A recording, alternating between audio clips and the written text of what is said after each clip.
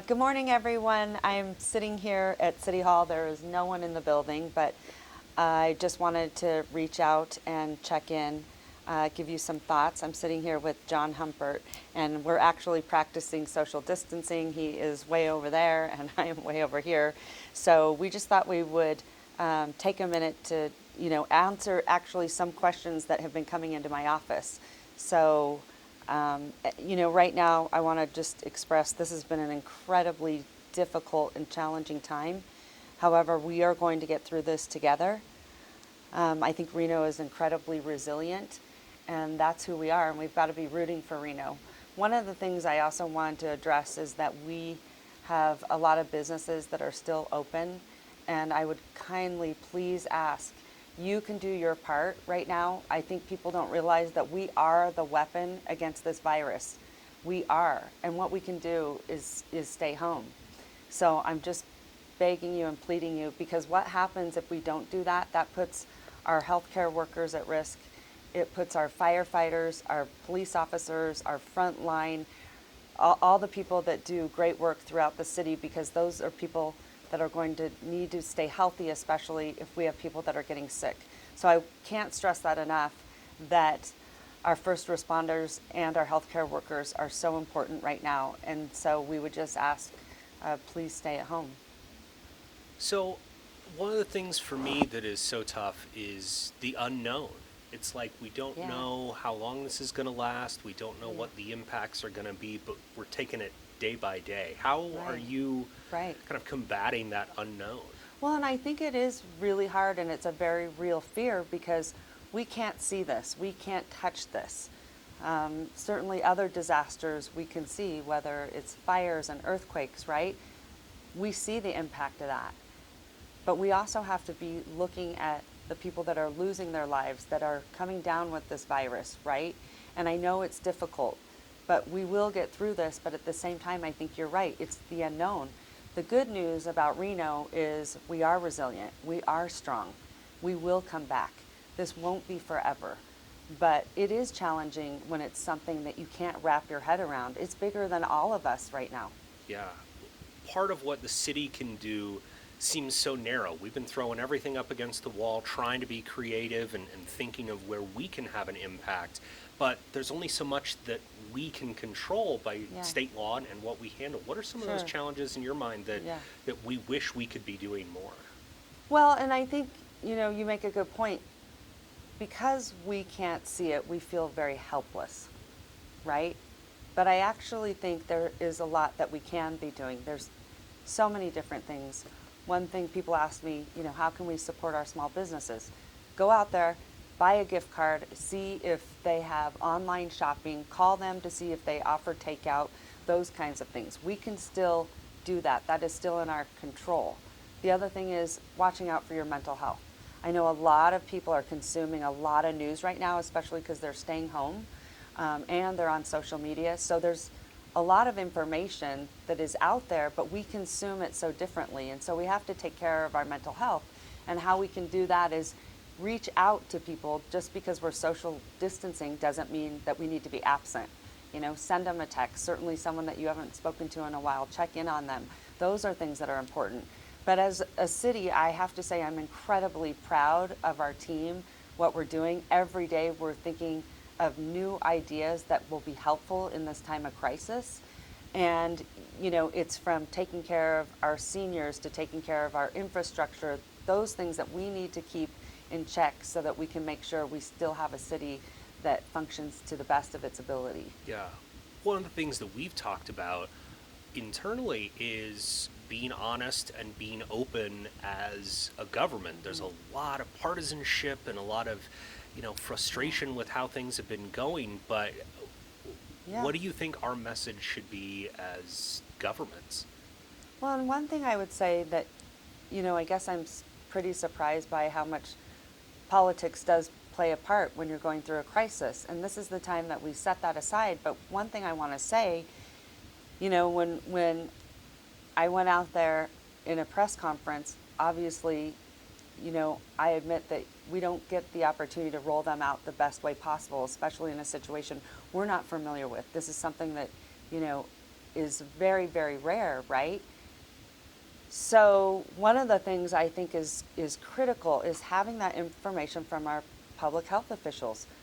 That information is key so we can get out in front of it, so we can use it to the best of our ability. And I felt like that was an important piece to come out there and tell our residents, time is of the essence, we need to do it now. Having the information that I had but wasn't being shared at that time, this is the time to be transparent, honest, truthful, and also a big piece of it is offer hope. And I think that's the message too, that we've got to give hope to people. Because right now there's a lot of people that are feeling a lot of despair. I mean, look at, I mean, all these businesses are, hurting, and people are hurting, and putting food on the table now has become a challenge, and paying their rent has become an absolute challenge. And that really puts a lot of despair in people's minds.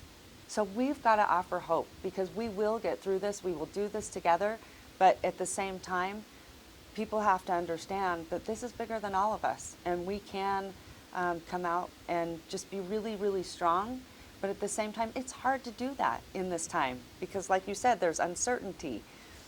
And so I just want everyone to know that, we stand behind them as a city, but we all have to be taking care of each other, because think about this. I think the public health comes first, because if you are not well, how are you going to possibly even go to work to put food on the table? So we need to think about that first.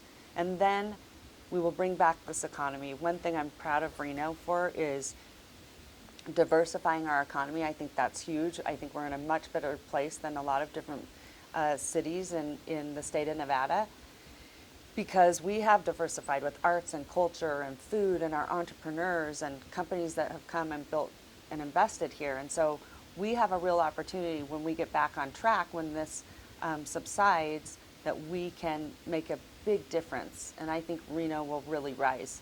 Yeah. One of the things I've noticed too is there's kind of that almost tough guy veneer that's fallen away in politics and everything else, that we have to be so stuffy as business owners and everything else, that we're all in this, but we're making mistakes too along the way. Sure, and you guys know, because I just have that personality where I'm like, oh, I said that in my out loud voice, right? Just certain things that I do. I have this kind of quirky personality, but I also want to be very authentic, because I think that's what people need. And right now I want to say thank you to so many people in our community, because they are stepping up, they are donating, they are doing some tremendous things in the community to help us get through it. I think that's really important too, recognizing the good work that people are doing. We might not be doing it right, but we are doing it. And I think that's really critical in a time of need, when people do need help. But that really is who we are. And so I just want to thank all those businesses that are donating supplies, they're donating money, people are going out there and buying gift cards. I think the good thing is kindness is up. And that's what we need right now. We need kindness and compassion. Anything else that you want to share with folks today? A couple of things, because I think we do hear a lot in the media. And one of the things I wanted to point out when we talk about COVID-19 is we've heard it over and over again that this really affects the elderly. Well, what we're seeing here in Washoe County is many cases in 20s and 30-year-olds.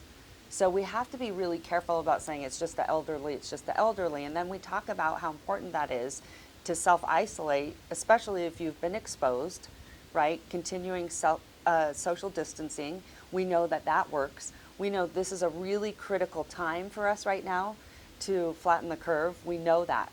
And we have to pay attention to history. And history shows us from countries like China and Italy what works and what doesn't work.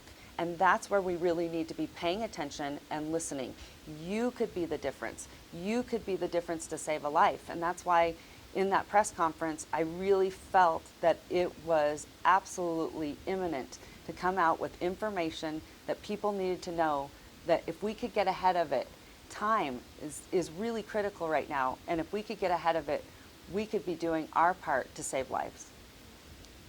Awesome. So anyway, I'm going to wrap it up.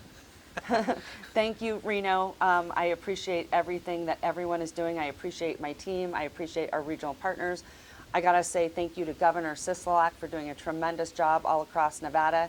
I also want to thank our media partners like the Nevada Independent, the RGJ, This is Reno.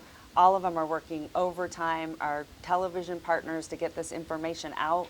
And last but not least, so important right now are our healthcare workers and our first responders. And lastly, thank you so much, Reno. And please stay safe, wash your hands, practice social distancing, stay home for Nevada. Hashtag Mayor made me do it.